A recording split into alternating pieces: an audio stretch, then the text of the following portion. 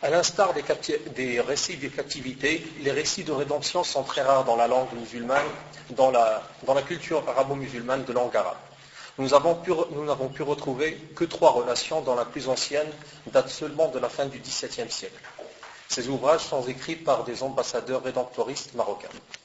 Cette carence ne sera plus étonnante si l'on sait que la plus ancienne relation de voyage marocaine, arabo-musulmane ou marocaine notamment, en Europe ne date pas au-delà de 1611. Il s'agit de la mission menée par le Maurice al-Shihab al-Hajari, dit Ahmed Bekherano, pour le compte du sultan du Maroc, Moulay Zaidan, en France et aux Pays-Bas. Mais cela ne veut pas dire que le seul lien entre les deux rives de la Méditerranée était la guerre. Dès le Moyen-Âge, on retrouve des échos d'échanges d'ambassades entre les souverains musulmans et les souverains chrétiens. L'un des principaux sujets de ces missions est justement l'échange de captifs. Selon les auteurs arabes, la plus ancienne mission de rédemption envoyée par un souverain musulman remonte à l'époque du calife Omeyyade Omar II, qui règne entre 717 et 720 de notre ère. Les missions se succèdent par la suite, mais aucun récit de celle-ci, s'il a existé, n'a pu être épargné par les vicissitudes de l'histoire turbulente de la région. À l'époque moderne, la plus grande partie des territoires arabes passe, comme vous le savez, sous domination ottomane. Les autochtones sont totalement exclus des affaires de la mer. Reste l'empire chérifien du Maroc, qui résiste victorieusement aux assauts successifs des Ottomans et des Européens.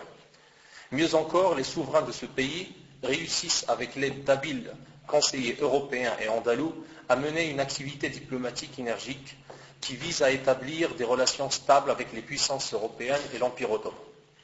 Dès le début du XVIe siècle, nous avons l'écho dans les sources européennes d'un échange diplomatique continu entre le Maroc et les puissances européennes, et notamment l'Espagne, le Portugal, l'Angleterre et la France. Outre les questions économiques et politiques, le problème de la course et des captifs ont été souvent au centre de ces missions.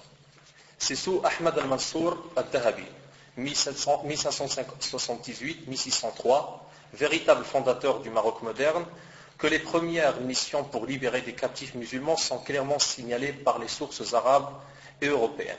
Ces mêmes sources mettent l'accent sur les efforts entrepris auprès des souverains chrétiens par ce sultan pour libérer ses coreligionnaires. Le sultan Sharif réalise ainsi plusieurs transactions en vue de rachat de captifs musulmans, dont les plus célèbres et les plus coûteuses restent sans doute celles du lettré Ibn al-Qadi, du célèbre corsaire Raïs Khalafat et d'un riche commerçant juif marocain. Bien que nous n'ayons pas de récit concernant ces missions, la parfaite connaissance de la situation européenne que laisse entrevoir la correspondance privée du sultan avec ses dignitaires et les écrits de son historiographe suggèrent que le sultan recevait des rapports continus de ses collaborateurs. Pourrait-on un jour les retrouver? Cela n'est pas à exclure. La construction étatique entreprise par ce sultan ne lui survit pas. Après sa mort, l'anarchie s'installe dans le pays. Les informations sur le rachat de captifs musulmans disparaissent de nos sources. Ce n'est que 70 ans plus tard que le projet d'Al-Mansour est repris partiellement par le deuxième monarque de la dynastie alawite, Moulay Ismaïl, qui règne de 1672 à 1727. Connu dans les récits des captifs et rédemptoristes européens par sa cruauté excessive, il est aussi connu pour avoir voulu se lier étroitement à la France en demandant la main de l'une des filles de Louis XIV. L'ambassadeur qu'il envoie à cet effet à Versailles restera dans les annales. Mais ce qui nous intéresse, c'est qu'il va envoyer en 1690 une ambassade auprès du souverain espagnol en vue de récupérer ce qui reste comme ouvrage arabe en Espagne. La deuxième partie de cette mission consiste à négocier le rachat de captifs musulmans. Le fait n'est pas intéressant en soi, l'intérêt réside dans le fait que l'ambassadeur rédemptoriste chargé de la mission a laissé pour la première fois une trace écrite. Il s'agit de la relation de voyage intitulée « Le périple du vizir pour libérer le captif ». Bien que le titre suggère que la relation sera consacrée à la rédemption de captifs, il n'en est presque rien dans le corps du texte. Seules quelques lignes sont consacrées à la rédemption, comme si le titre n'était qu'un moyen pour attirer le lecteur. C'est un problème encore assez obscur, écrit le célèbre orientaliste Lévi Provençal, que celui des rédemptions ou des échanges de captifs entre le Maroc et les nations de l'Europe méditerranéenne jusqu'à la fin du temps moderne. Il faut encore attendre plus d'une cinquantaine d'années pour tirer l'affaire au clair. En effet, c'est sous le sultanat de Mohammed bin Abdallah, qui règne entre 1757 et 1790, que l'ambassadeur rédemptoriste Mohammed bin Othman el-Miknasi nous laisse 3 comptes rendus uniques sur ses missions en Europe, en Espagne, à Malte, au royaume des 2 Siciles et dans l'Empire ottoman. Ces 3 ambassades interviennent dans un contexte politique particulier qu'il convient bien d'en dire quelques mots. Le Maroc, après la mort de Moulay Ismaïl, sombre une nouvelle fois dans une guerre de succession interminable qui va durer 30 ans. Tout est à refaire. L'un de ses petits-fils, Mohammed bin Abdillah, est l'homme de la situation. Grand admirateur du sultan Ahmed el-Mansour, comme le rapportent ses historiographes, le nouveau souverain se plaît à l'imiter et à même reprendre son œuvre. Son appréciation de l'histoire et des affaires internationales semble atténuer en lui la xénophobie ancestrale. Dans un premier temps, le sultan s'efforce de rétablir l'ordre dans ses royaumes, de remettre de l'ordre dans son administration, de renforcer la défense de ses ports, de se doter d'une véritable flotte et encourager la piraterie et le commerce. Chose faite après une décennie de règne. Dans un second temps, il va poser une équation difficile à résoudre. Adopter les méthodes commerciales européennes tout en sauvegardant l'esprit de l'islam parmi ses sujets. Le sultan Sharif s'engage donc dans une politique d'ouverture. Il signe ainsi une quinzaine de traités avec les nations européennes et même avec les États-Unis, qui sera le premier à reconnaître d'ailleurs, en vertu desquels la paix est instaurée et le libre commerce est établi. Pour ce faire, il envoie plusieurs ambassades auprès de monarques européens et notamment en France, en Espagne, en Suède, en Autriche et encore dans d'autres pays. Parmi les ambassades les plus atypiques, tant sur le plan de l'objet que sur le plan de la forme, celle menée en Espagne, à Malte et au royaume des 2 Siciles par Ibn Othman el-Miknasi, l'un des architectes de la politique d'ouverture marocaine dans la deuxième moitié du XVIIIe siècle. Mohammed bin Othman est né vers 1750 dans la ville de Meknès, capitale de l'Empire chérifien. Son appartenance à une famille de notables lui permet de faire d'excellentes études auprès des maîtres religions les plus réputés de la ville, avant d'aller parfaire sa formation littéraire et religieuse dans l'antique université d'Al-Qarawi à Fès. C'est probablement dans cette ville qu'il rencontre le prince Ali, fils du sultan, qui devient très vite son meilleur ami et par la même occasion son protecteur. De retour dans sa ville natale, le prince lui décroche le poste de lecteur dans le palais impérial. Très rapidement, et grâce à ses qualités personnelles cette fois, il se fait remarquer par le sultan qui le désigne comme secrétaire de chancellerie. Ibn Othman s'occupe probablement des affaires internationales. Ayant acquis de l'expérience dans ce domaine, le sultan va le choisir pour accomplir une mission délicate auprès de la cour espagnole, négocier un traité de paix et de bon voisinage et racheter les captifs musulmans. Cette ambassade rédemption va durer presque 11 mois, d'octobre 1779 à septembre 1780. La mission est un succès. L'ambassadeur arrache aux Espagnols un accord favorable au Maroc, rachète des captifs musulmans et laisse une bonne impression à la cour de Madrid. La récompense, le sultan le nomme vizir. L'année suivante, il est à la tête d'une nouvelle ambassade qui se dirige cette fois à Malte et au royaume des 2 Siciles, dans le même but que la précédente mission. À Naples aussi, il laisse une bonne impression et aime à dire « Je suis le visage de l'islam et des musulmans ». De retour au Maroc, en 1782, il devient en quelque sorte le vizir chargé des affaires internationales. 3 ans plus tard, l'infatigable vizir va reprendre le chemin du voyage, cette fois vers l'Empire ottoman, qui sillonnera pendant 2 années. Ibn Othman se distinguera une nouvelle fois en 1789, où il participe efficacement au rachat de plusieurs captifs algériens d'Espagne, qu'il ramène lui-même jusqu'aux confins de Tlemcen. Après la mort du sultan Mohammed bin Abdallah en 1790, notre voyageur continue à servir sous ses successeurs Moulay el-Yazid et Moulay Suleiman. Durant le règne du premier, il va effectuer une nouvelle mission en Espagne pour désamorcer une crise qui risquait de se transformer en guerre entre les deux pays. Tandis que sous le règne du second, et ce jusqu'à sa mort en 1799, il devient le premier ministre des Affaires étrangères de l'histoire du Maroc. Nous avons dit plus haut que l'ambassade d'El Meknassi en Espagne, à Malte et au Royaume des Deux-Siciles était atypique tant sur le plan de l'objet que sur le plan de la forme.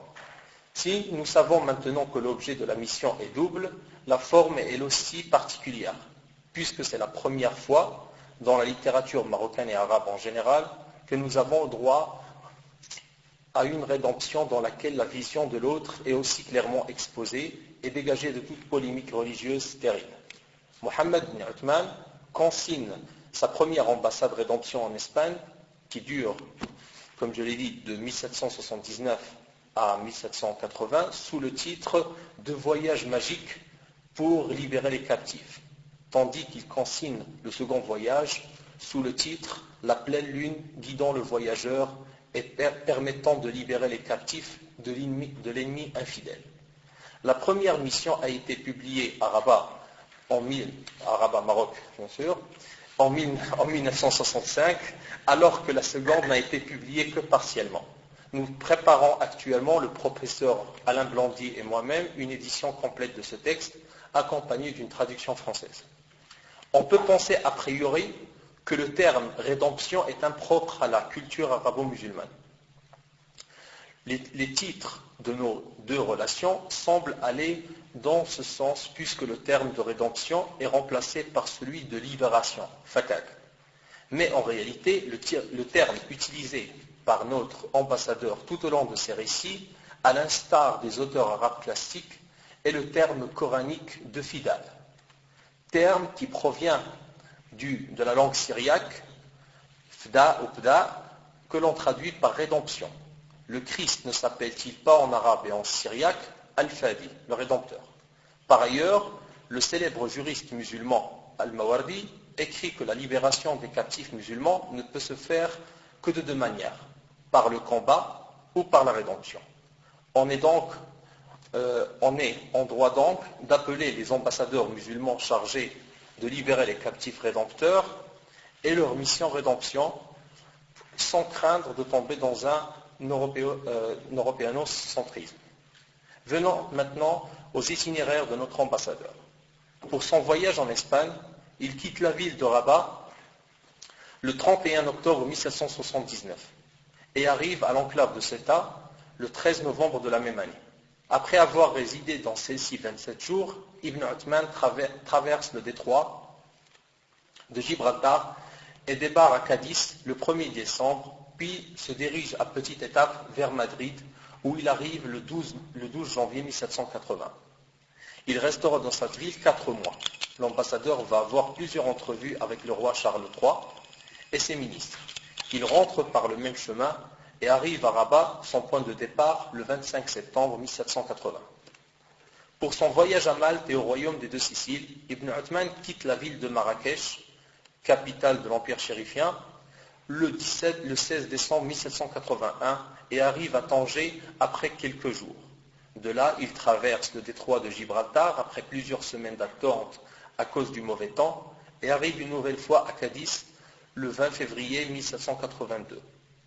Il embarque quelques jours plus tard à bord d'un navire espagnol pour Malte où il arrive le 1er avril de la même année. Il s'y entretient avec le grand maître au sujet de la libération des captifs musulmans. L'ambassade arrive à Naples au début du mois de juillet de la même année. Comme en Espagne, Ibn Uthman est bien reçu par le roi des Deux-Siciles et ses dignitaires. On négocie le rachat des captifs et un traité de paix et de commerce entre les deux nations. L'ambassade quitte Naples le 10 décembre 1782. La destination, cette fois, est Tunis, mais les intempéries ont décidé autrement. Le vaisseau espagnol doit faire escale en Sicile et y rester pendant 3 mois. C'est une occasion unique de visiter un pays autrefois terre d'islam.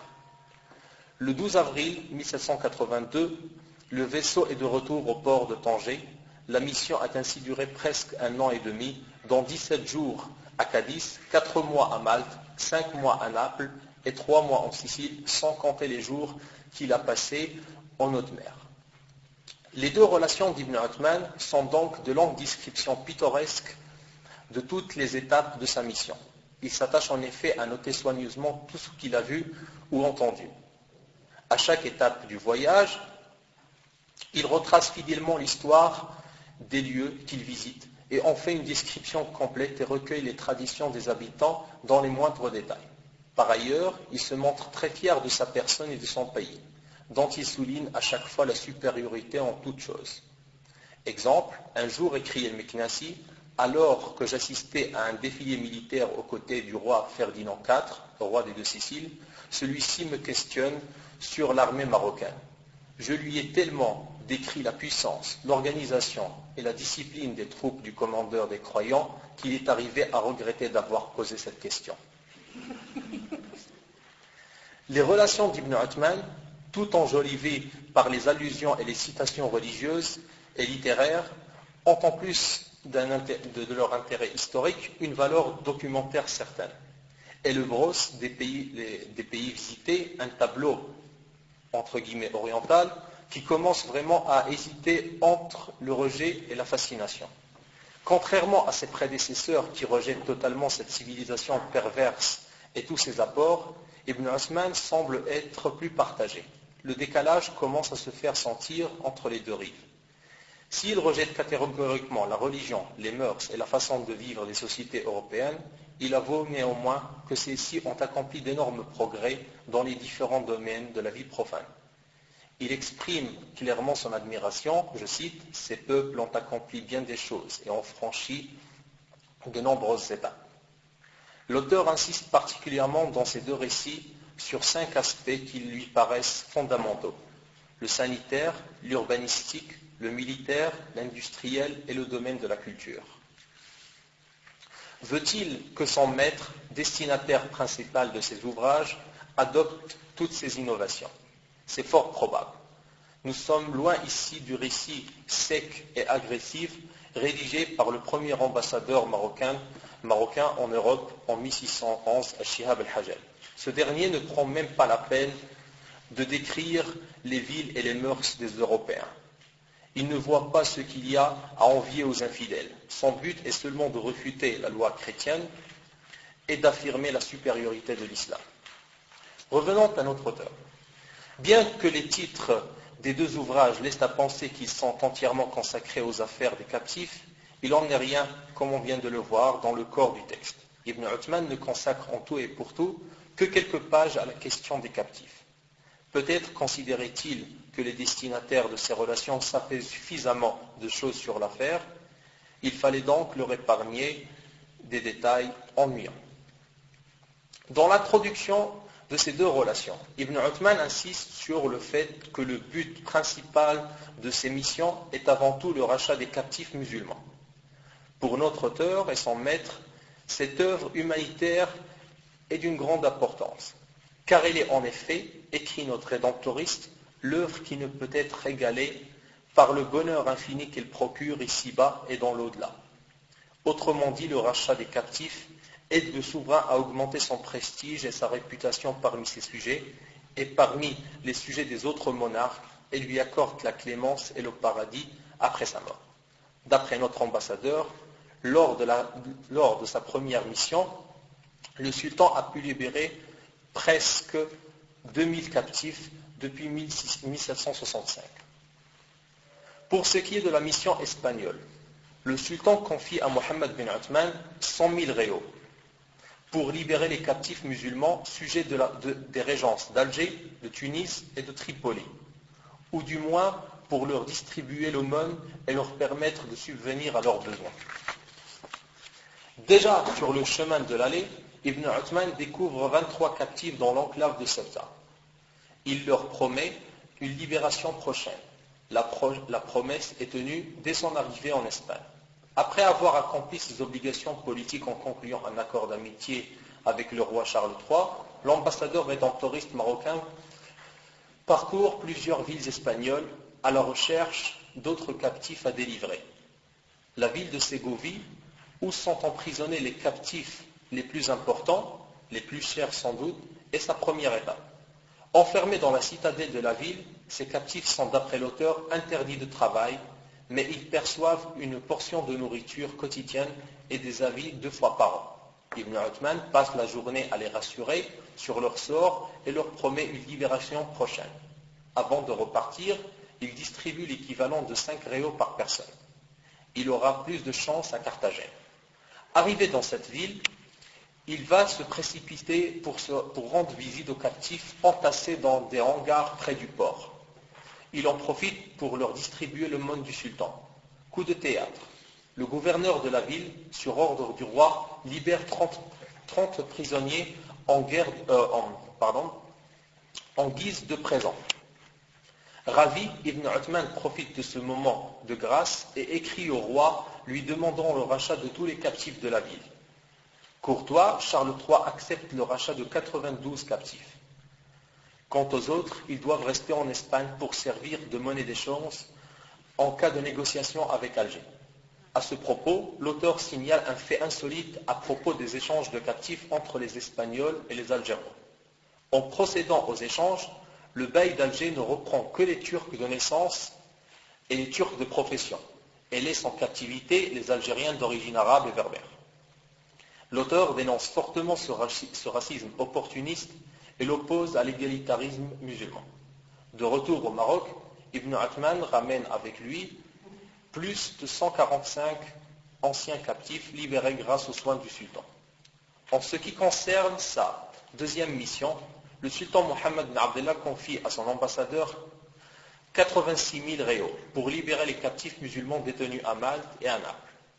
Pour que la transaction puisse se faire dans les meilleurs délais, un émissaire spécial est chargé de précéder la mission officielle et d'entreprendre une opération de comptage systématique des captifs susceptibles d'être rachetés.